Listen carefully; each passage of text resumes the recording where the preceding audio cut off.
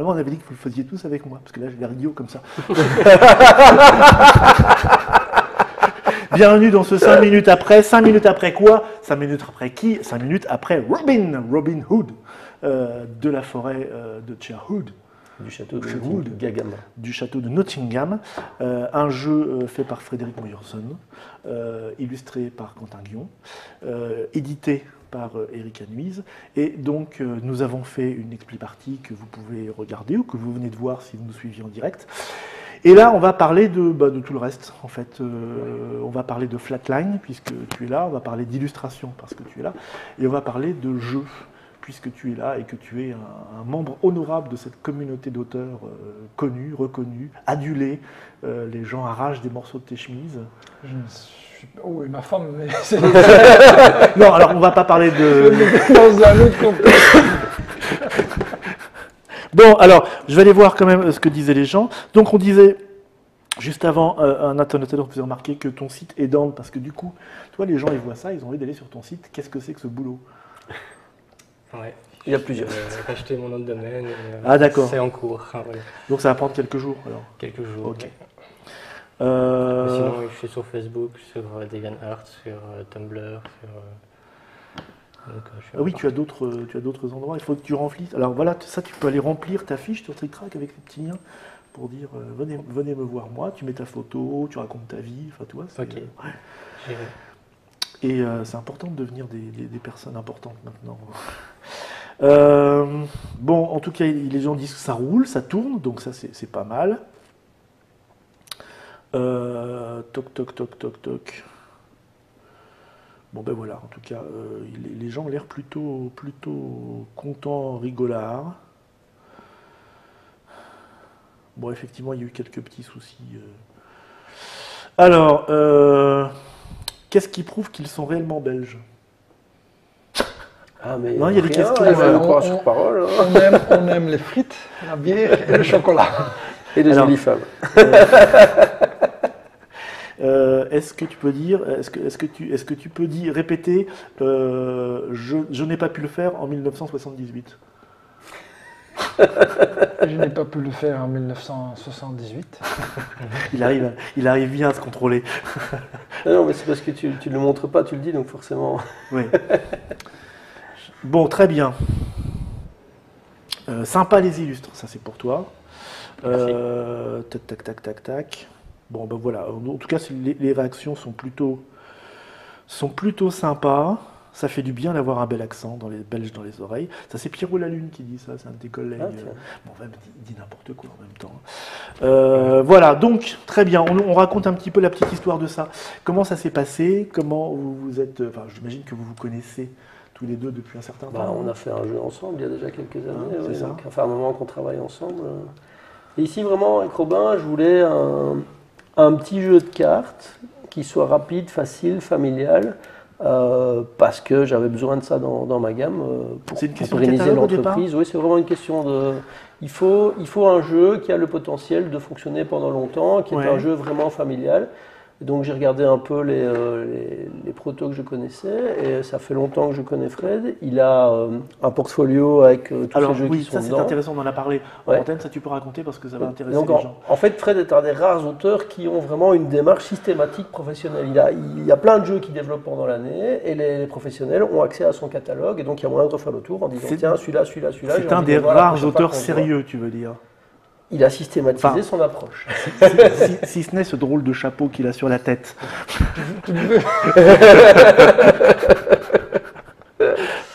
Oui, alors donc tu as un catalogue comme ça de tes œuvres? Oui, mais pour moi c'est pas exceptionnel, c'est une nécessité. Donc à force d'être dans le milieu, donc je développe des jeux, de nouveaux jeux, etc. Et pour avoir un peu d'ordre dans mes propres idées, comment présenter, je dois un peu cataloguiser ça. Et donc j'ai mis ça dans une sorte de catalogue. Et puis je me suis dit, tiens, à des occasions comme Essen et Nuremberg, parfois j'ai pas assez de temps pour tout expliquer, ou il y a des rendez-vous qu'on rate. Et alors je propose donc à ces éditeurs d'aller consulter un site spécialisé, donc avec un accès limité. Oui, c'est pas public. Hein. C'est pas public du tout, parce que finalement, c'est tout mon secret professionnel, C'est je vais ton dire, trésor que je de mets guerre. sur table. Ouais. Voilà. Les bijoux de la couronne. Donc je mets les règles de jeu, le matériel, enfin tout. Au fond. Alors, il y a des questions que surtout les jeunes auteurs ou les apprentis auteurs, parce qu'il y a beaucoup de gens qui aimeraient aussi pouvoir être édités un jour, posent comme question sur le problème de la sécurité. Donc le fait, par exemple, que tu donnes les règles de tes jeux directement aux éditeurs, sans précaution finalement, pourrait-on dire. Sauf que, oui, la seule précaution, c'est que moi je donne un lien par email, je vais dire. C'est pas voilà. toute une liste qu'on consulte, tu Non, choisis les jeux. je sais à qui je Tu donne. sais à qui. Oui, mais tu le donnes à des éditeurs qui Bien sûr, pourraient, Et- des malotrucs qui pourraient très bien te piller. oui, c'était presque bon, comme Robin, c'était. c'était un peu- C'est un petit milieu où tout le monde se connaît un peu, donc les Ouais. malotrucs, il n'y en a pas beaucoup, et ils ne sont pas dans les salons, ils sont dans les tribunaux, donc ça va quoi. D'accord. Non, c'est finalement l'édition et la création, c'est aussi un élément. Il faut un élément de confiance. Ouais. Donc c'est un contrat, finalement, c'est une Est-ce que preuve c'est pas de confiance. Sans confiance, c'est très difficile de faire des affaires. Est-ce que c'est pas un petit peu le cas dans tous les aspects de la vie humaine? Probablement. C'est clair. Voilà. Très philosophique comme moi. Ça, c'est bien d'en arriver ça, là. c'était une Une mobserie. fois ceci posé, on va pouvoir jouer à des jeux dans Pafé où on va se trahir tout le temps. Mais Puisqu'en vrai, on n'est pas comme ça. en vrai, on n'est pas comme ça. D'accord. Ce jeu, il date de quand dans ta tête? Déjà depuis quelques années, j'ai Oui. oublié la date exacte, je crois 2008 ou un truc comme ça. 2008. Indice fort. Et en fond, c'était une commande d'une société qui oui, gère, je vais dire en Belgique, la sécurité sociale. Et donc, ils voulaient un jeu très spécifique pour illustrer comment la sécurité sociale fonctionnait en Belgique. Et voilà, je leur ai fait un jeu, mais bon, comme c'était une société, ils voyaient ça plutôt pour un usage assez limité, Oui. uniquement en Belgique, un peu distribué à leurs clients pour, je vais dire, fin d'année ou un truc comme ça. Ouais. Et donc j'avais stipulé dans le contrat que c'était une édition unique Oui. et limitée dans le temps. Oui. Et puis, donc j'ai repris tous les droits au fond. Les droits Il d'auteur. existe toujours, on peut le trouver, ce...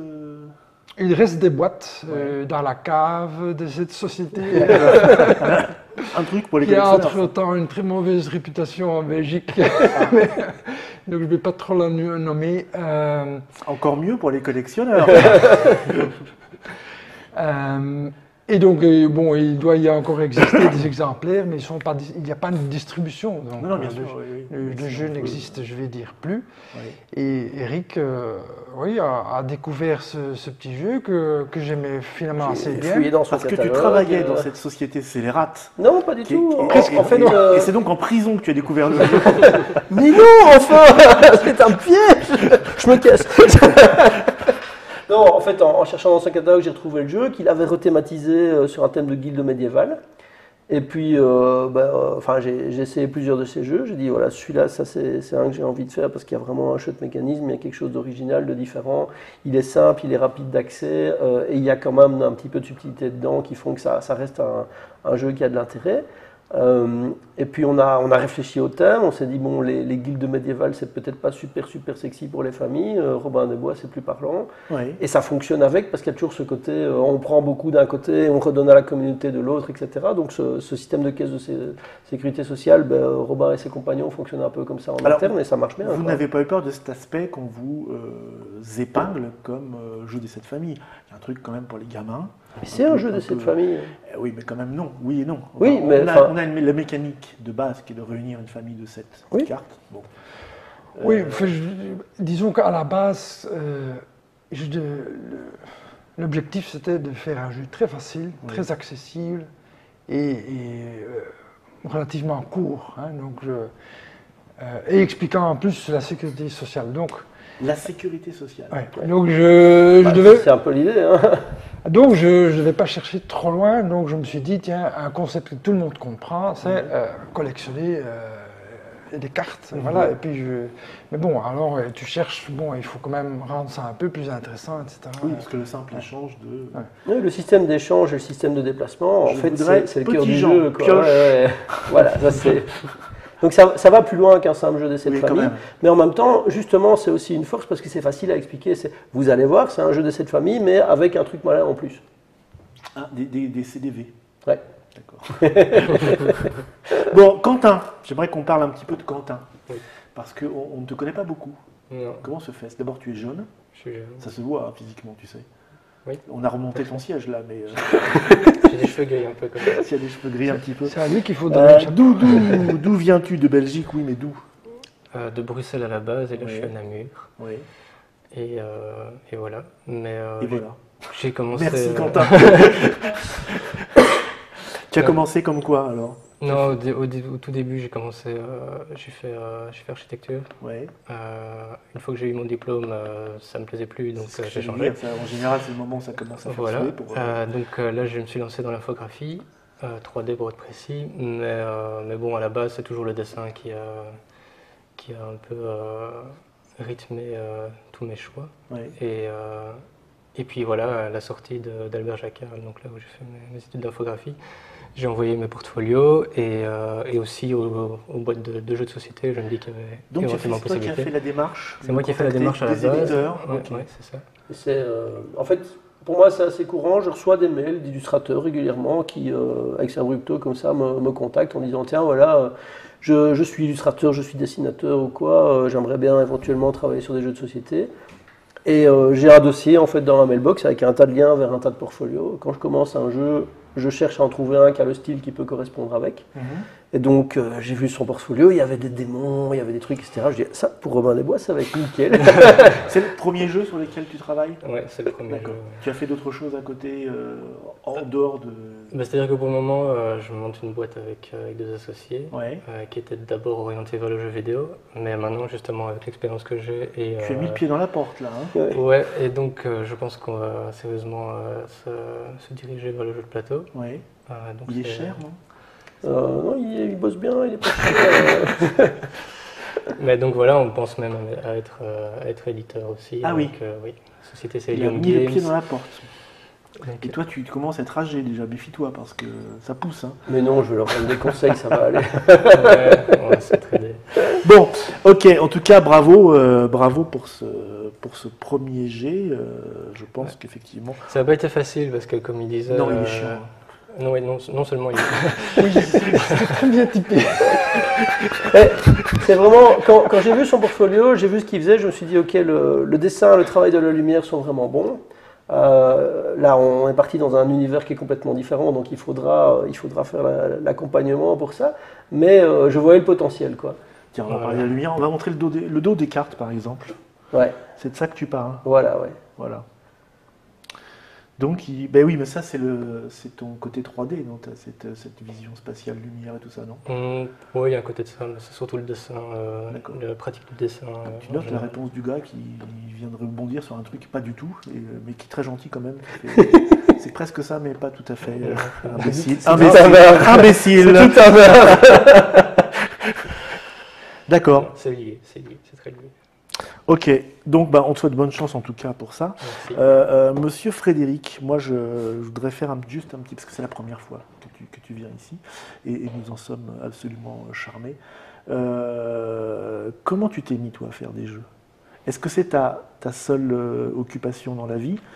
Je ne parle pas de ta femme, hein, bien sûr, mais est-ce que tu as d'autres choses? Est-ce que tu vis de ça? Comment ça se passe? Disons que bon, j'ai toujours aimé jouer. Oui. Dès que j'ai. Enfin, chaque enfant aime jouer, mais bon, il y en a certains qui continuent à jouer, il y en a d'autres qui font des choses plus sérieuses, je vais dire. Et donc, moi, j'ai beaucoup joué. J'ai même commencé à imaginer des jeux ou à améliorer des jeux existants à ma guise, je vais dire. Puis, j'ai fait des études de cinéma que j'ai terminé, puis j'ai trouvé un boulot ordinaire, encore un autre boulot, etc. Pour manger? Pour manger, pour payer une maison, patati et patata. fonder une famille aussi. Mais bon, à un certain moment donné, ouais, je voulais quand même faire quelque chose avec les jeux, avec l'intérêt que j'avais pour créer des jeux. Et voilà, un jour, je me suis retrouvé sans emploi et je me suis dit, tiens, c'est peut-être le moment de me lancer dans cette aventure, ne sachant pas très bien à quoi je commençais, ça je dois être très honnête, Oui. après coup. Mais bon, j'ai insisté, j'ai continué. C'est quoi tes premiers jeux? Pardon? C'est quoi tes premiers jeux Il a commencé édités en 98. Hein, Et mon tout premier jeu, c'était Gouda Gouda. Au fond, j'avais Gouda participé Gouda, au c'était chez Descartes. concours de Boulogne-Billancourt, Oui. chez Jeux Descartes. Et j'avais gagné, comme par hasard, je vais dire, le gobelet d'or. Ouais. Et Comme donc- par hasard. Bah, non, il y a quand même un. Il n'y a pas un jury ou un truc comme ça? Oui, mais donc, ce qui est très comique, j'avais donc déjà contacté Jeux Descartes en proposant le jeu. Ça ne leur intéressait pas du tout. Ouais. Enfin, on peut le dire, puisque la maison n'existe plus. Non, non, on peut débiner un petit peu là. Hein. Et donc, j'ai gagné le gobelet d'or. La semaine suivante, coup de téléphone. Ah, ici de Paris, voilà, votre jeu nous intéresse, on le prend. Et voilà, Ce j'ai cher eu un Henri. contrat. Ce cher Henri Balsazac. Donc, si tu nous regardes là où tu es aujourd'hui, bon, il faut dire que oui, il faut expliquer un petit peu. Il y a un moment, au prix de Boulogne-Billancourt, je vais lever un lièvre, mais que tout le monde connaît maintenant, c'est un secret de Polichinelle. Descartes, c'était le fournisseur officiel de Descartes. C'est-à-dire que tous les ans, le vainqueur en tout cas, était édité au presque. était édité chez Descartes. Voilà. Ben oui, donc j'en ai Ce qui était- profité. alors évidemment, c'était une simplification pour eux, mais c'était une bonne chose aussi, parce Ouais. que du coup, on a pu découvrir des gens de cette manière-là. Les gens de Boulogne, bah, ils faisaient leur taf, c'est-à-dire qu'ils sélectionnaient quand même les jeux qu'ils trouvaient bons. Voilà, et après, c'est le Descartes qui avait un peu la vie facile, qui avait passé, je ne sais pas, un contrat oral, en tout cas, en disant je récupère. Puis les autres éditeurs faisaient pas ça, C'est donc juste ils la avaient. titre, quoi. ouais. Mais enfin, c'est vrai que les gagnants de concours, en tant qu'éditeur, on jette un œil, quoi. Bien C'est sûr. logique. Oui, oui, c'est un moyen de se faire voir aussi. Donc, ça, ça m'a en- permis de faire mes premiers pas. C'était en dans- 98. Non, ça je parle déjà de 2001. 2001, Gouda Gouda. Première édition, Ouais. ouais. Ouais. Enfin, sorti en 2002, mais donc le prix que j'ai reçu en 2001. Et puis l'édition était prête pour 2002. Ouais. Et donc, voilà, alors tu as fait éditer un premier jeu, et puis il y a un deuxième, et puis un troisième, et quatrième, et puis ça Je s'enchaîne. ne compte plus. Hein. Voilà. Donc pour tous les jeunes créateurs, donc il faut toujours commencer avec un premier jeu, et puis un second. C'est mieux de commencer par le début Ouais. Oui. et de terminer par la fin, mais en général, Ouais. bon, on ne choisit pas. Et puis un jour, il y a l'aventure Saboteur. Alors ça, comment ça se passe? Parce qu'au départ, Saboteur, c'était un petit jeu comme tous les autres. Oui, c'est ça. Donc premièrement, j'avais fait un petit jeu en 2000. Ouais. C'est chez Amigo, c'est ça? Et chez Amigo, Ouais. j'ai proposé le jeu à Amigo. Oui, c'était quand même 6 joueurs, c'était quand même pas l'idéal, et j'avais que 60 cartes, c'était un peu peu. Il voulait donc plus de joueurs, plus de cartes. Et donc il m'a dit, tiens, l'année prochaine, essaie de proposer quelque chose Le plus grand. comme lui le souhaitait. Uh-huh. Donc ça fait que j'ai encore perdu, j'ai investi une année complète pour améliorer le jeu selon leurs souhaits, et puis je l'ai reproposé, et puis ils ont dit ok, on le prend. Ouais. Et Et alors, il faut savoir que la gamme Amigo, elle est gigantesque. oui, mais je- justement, ils étaient un peu moins dans les jeux avec un thème. Ouais. Donc ils avaient Six Nimt, etc., Ouais. et des jeux fort abstraits. Ouais. Et c'était aussi la période où les Allemands commençaient à voir Alors, qu'ils avaient... Zexnim, c'est 6 qui prend pour les Français. 6 qui prend, pardon. Oui. Et ils se réalisaient que le monde du jeu, c'était aussi un peu plus grand que juste l'Allemagne. Et Oui. donc que les frontières Oui. commençaient à s'ouvrir. Les années 2000, il commence à avoir des francophones qui Les débarquent. barbares étaient à la porte. Comme ça, en sifflotant. En Et donc sifflotant. ils cherchaient au fond un produit pour faire un peu d'exportation. Oui. Et ils se sont dit, tiens, un thème comme Un ça. semi-barbare. Il parle un peu allemand, il parle un peu français, Oui. un peu néerlandais, enfin beaucoup néerlandais aussi. Oui.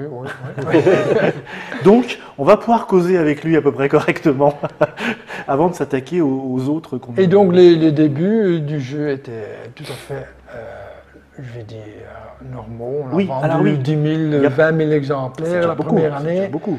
Déjà pas mal. Ouais. Tous les Oui, mais éditeurs. enfin, à l'époque, pour l'Allemagne, c'était, je vais dire, presque le minimum. Hein. Donc, Ouais, un petit jeu de cartes. imprimé minimum 10 000 exemplaires. Hein. Eh oui. Non, mais On une est- maison comme On était Amigo, vraiment des barbares. c'était quand même le minimum. Ouais. Et puis, l'année suivante, seulement, Gigamic a dit, tiens, on édite aussi notre Ouais. propre version. Saboteur, ouais, Et les puis, premières. aux Pays-Bas, c'était 2 ans plus tard. Donc, ça a mis quand même un certain temps pour... Donc en fait, c'est un jeu, il n'a pas le succès tout de suite. C'est D'abord, rare. les médias ludiques C'est sont ce qu'on pas aussi. appelle un sleeper. Ouais, les médias ludiques sont pas aussi répandus, c'est-à-dire que les supports de connaissances sur le jeu débutent à ce moment-là. Il y a quelques magazines, il y a des fanzines, mais il n'y a pas le phénomène Internet aujourd'hui où vous faites comme une fusée. Donc ça démarre lentement, mais là, c'est le bouche à oreille, c'est ça? C'est, à mon avis, vraiment le bouche à l'oreille qui Ouais. qui a fait le succès du jeu. Ouais. Et les qualités du jeu, hein, parce Ah que bah c'est oui, un oui, bon oui, jeu, forcément, quoi. voilà, oui, oui. Ben, c'est un jeu justement où on s'amuse et on s'en fout à la rigueur qui gagne. Oui, un peu C'est le assez propos de tous exceptionnel. les Donc jeux. la plupart des jeux où des joueurs veulent absolument gagner, mais là, comme ici, au fond, on s'amuse. Et si c'est toi qui gagne, ben oui, ce sera moi la prochaine fois. Ouais. Donc, Non, là, c'était plus important quand même. Allez. Bon, et c'est aussi un jeu où il y a un traître. oui, donc à mon avis, ça a créé toute une vague de jeux avec un traître. Alors, donc ça, c'était. on va en citer un. Opérateur, moteureur. Oui, Et- ferroteur, moteureur, et il y a d'autres en heure comme ça. Ouais. Bah, les chevaliers de la table ronde. Oui. La table ronde heure. voilà. Il y avait juste, plus récemment- un jeu qui s'adressait, si j'ai bon souvenir, à beaucoup de personnes, c'était les loups-garous au fond. Oui, Ouais. Mais la grande différence, c'est que là, on exclut des joueurs au fur et à mesure que la partie Mhm. continue. Et tandis que dans Saboteur, tout le monde reste dans le bain. Jusqu'à la fin. Même si tu es saboteur, tu continues à jouer. bon. Est-ce que, on m'a posé la question, Eric, est-ce que ta maison d'édition, ta gigantesque maison d'édition, qui donc avec Twin Tin Bots, comme Ouais. l'indique ton t-shirt, s'était lancé dans l'aventure Kickstarter Ulele, je ne sais Ouais, pas ce que ouais. tu avais choisi quoi comme support? Les deux. Les deux. Il y avait un Les deux, Kickstarter bon, et un Ulule. Oui, parce que tu t'y as pris en 2 fois. Ouais. Est-ce que tu continues sur cette lancée-là? Qu'est-ce que Ben, ça a donné? Quelles sont tes impressions, ton ressenti? Alors, je suis content de l'avoir fait, c'est intéressant, mais c'est un vrai boulot à temps plein de faire tourner un Kickstarter. Ouais. Et donc, ça met un vrai coup à l'argent que ça apporte. Dans certains cas, c'est judicieux, et dans d'autres cas, moins. Par exemple, Robin, j'ai pu le financer sur fonds propres, et donc je le finance sur fonds propres. Il faut savoir que je fonctionne sans banque, donc en gros, j'ai cassé ma tirelire au début, et puis à chaque fois, le pognon qui rentre, je le réinvestis pour faire le jeu suivant. Et ici, depuis un petit peu plus d'1 an, je vis dessus en même temps, j'ai plus un autre boulot à côté, je fais plus que ça. Donc ça commence tout doucement. Il y a Yellow derrière qui fait un génial travail de distribution. On a vendu 50 000 Rumble in the House et Rumble in the Dungeon en 50 tout. 000 ouais. Rumble. Sans Yellow, Monde, ça hein. n'aurait jamais été possible. Monde, Et donc, ouais. ça me permet de prendre les choses un petit peu plus sereinement. Et pour le moment, je ne peux plus prendre de gros risques parce que je n'ai pas re-rempli la tirelire. Ouais. Mais un jeu comme Robin, Oui, parce que j'ai- ça t'a coûté quand même Voilà. cher, Twin Tin Bots? Ah oui, Ouais. Twin Tin Bot, oui, c'est Oui, clair. mais normalement, voilà, c'est- quoi. normalement, c'est autofinancé le Kickstarter. Normalement, c'est autofinancé. Comment se fait-il que exactement. ça te coûte cher? Ça coûte cher parce qu'un Kickstarter, c'est de la promotion, etc. etc. Donc D'accord. c'est pas que ça coûte cher, mais c'est que le pognon, pour le moment, il est bloqué dans le stock. Enfin, on a presque tout vendu. On prépare un retirage de 5000 boîtes parce que les États-Unis en veulent et qu'ils n'en ont pas vraiment eu. Mais ça avance tout doucement. Pour les internautatrices et torts qui ne connaîtraient pas encore le jeu ou qui seraient passés à côté, en 2 mots, tu nous En résumes? 2 mots, c'est Robo Rally mais à l'allemande. C'est vraiment moins de chaos, plus de contrôle. On joue avec 2 Tu robots. veux dire droïde? Moi, je ne suis pas si vieux, moi, je ne connais pas ça. Mais voilà, c'est un jeu où on contrôle des robots pour aller chercher des gemmes, on les ramène dans sa base. On contrôle 2 robots en même temps, mais on peut juste donner un ordre à un des deux pendant que l'autre il continue à faire ce qu'il avait fait avant. C'est un jeu de Philippe Kehart qui est. Mais non, justement, c'est pas chaotique. C'est semi-chaotique. On n'arrive pas à faire exactement ce qu'on veut, mais ça fait pas n'importe quoi, ça fait exactement ce qu'on a demandé de faire. C'est ça qui est difficile. Oui, et c'est un jeu où ce qui est intéressant dans ton jeu, Ouais. je vais te le dire parce que tu ne le sais pas, hein, bien sûr. Non, j'avais aucune idée. C'est qu'effectivement, les jeux de programmation de robots, c'était une super idée, mais la plupart, que ce soit Robo Rally ou Droid, ou même des jeux de programmation comme on avait connu Baston et puis sa version, enfin je veux dire sa version américaine, son inspirateur américain quelques années avant, c'est chiant à jouer. C'est-à-dire que l'idée est très drôle. C'est vraiment Alors très que fluide. voilà, Tweet in Bots, justement, C'est ils ont simultané, réussi c'est fluide, c'est à rapide. dépasser ça, c'est-à-dire qu'il y a toujours la programmation, mais il n'y a pas ce côté chiant de tout prévoir très longtemps à l'avance, d'essayer de tout contrôler. Ah non, c'est du live. Parce hein. que voilà, c'est du live et très vite, sur nos 2 robots, il y en a un dont on n'a rien à foutre parce qu'on n'a pas assez d'énergie à le consacrer. Et du coup, il se met à faire des trucs complètement débiles, en plus c'est drôle. Oui, on rattrape avec l'autre. C'est ça. Mais enfin, donc pour revenir sur cette question de financement, sur le prochain jeu que je vais faire, qui sera Argo de Bruno Feduti et Serge Laget, qui est en préparation depuis un moment. Ça aurait d'ailleurs normalement dû être prêt pour Essen et on est super à la bourre, notamment pour des raisons dessous. Il y aura peut-être une campagne de financement, mais si je peux le financer en fonds propres, je le fais en fonds propres. Par contre, Dragon Rage, le premier jeu que j'ai fait, qui lui arrive vraiment, il doit m'en rester une 60aine à la maison. Là, on est au bout des 1500 exemplaires qui avaient été faits. La question d'un retirage se pose, et ce n'est probablement pas pertinent de recasser la tirelire pour refaire un tirage de 1500 ou 3000 exemplaires. Par contre, là, ça serait intéressant de faire un Kickstarter pour simplement valider qu'il y a effectivement de la demande pour en refaire, et pour donner plus de visibilité au jeu aux États-Unis. Donc c'est vraiment, le financement participatif n'est pas une panacée, c'est quelque chose à employer à bon escient, dans certaines circonstances, quand on n'est pas sûr qu'on aura le public pour le jeu, ou comme Yellow l'a fait avec Zombie 15 par exemple, pour dire ça permet de financer le jeu et de mettre plus de trucs dedans que si on avait dû le faire immédiatement sur fonds propres. Là on sait qu'on peut prendre un risque éditorial plus grand, c'est un levier. Il ne faut pas le dire, mais Yellow, leur Kickstarter sur Zombie 15, c'est pour faire payer aux ricains la production du jeu de manière à ce que les Français l'aient en magasin avec du beau matos. Mais de manière, voilà, avec les du Français beau, avec du matos américain dans la boîte à un prix français. Quoi. Donc non, c'est effectivement... C'est vraiment un outil en fait, c'est pas une philosophie ou quoi, il faut bien réfléchir en se disant est-ce que c'est vraiment le bon outil? Parce que, comme on dit, quand le seul outil qu'on a c'est un marteau, tous les problèmes ressemblent à un clou. Il ne faut pas se dire systématiquement je fais du participatif ou systématiquement je le fais en fonds propres, il faut se poser la question pour chaque fois. Maintenant il y a des boîtes comme Queen qui en ont fait leur nouvelle révision, mais c'est un choix. Oui, c'est un outil de plus, tout à fait. Et ça change la donne, hein, c'est clair, on le voit. On l'a vu ces 2-3 dernières années, ça a complètement changé le paysage ludique. Ça change aussi la donne parce que le marché change, c'est-à-dire qu'il y a de plus en plus de publications, donc ça se bouscule de plus en plus au portillon. Donc effectivement, ça peut être aussi un moyen de canaliser un petit peu l'info et son public, et puis d'éviter des risques inconsidérés. On retrouve aussi maintenant le plaisir de, voilà, Robin, vous allez en boutique, vous l'achetez, vous l'avez tout de suite, pas dans 6 mois peut-être. Des goodies pour Robin ? Non, en fait, les cartes spéciales, à l'origine, on avait pensé en faire un goodies, et puis après mûre réflexion, ça m'emmerde de filer à certaines personnes un jeu plus et à d'autres personnes un jeu moins. Je préfère que tout le monde ait le même jeu. Donc, si je fais encore des goodies, ce sera des goodies qui ne changent rien au jeu. Quelque chose de joli pour mettre à côté ou quoi. Mais quelque chose qui vraiment change le jeu, non. Ça ne me paraît pas pertinent. C'est une logique purement commerciale. Il y a des gens qui courent après, machin, etc. Mais c'est pas forcément une bonne chose. Par exemple, pour Rumble, on a fait un goodies Falemops. Il ne change pas du tout le jeu. Qu'on ait le jeu avec ou sans, ça ne change rien. C'est juste un petit plus. Et donc ça, c'est vraiment sympa. Ça encore un petit peu plus idiot. Quand même. Ça, si on joue avec Mops, oui, mais... Bon, autre chose avant de se quitter, parce que là on a fait le tour de plein de choses. Non, c'est bon.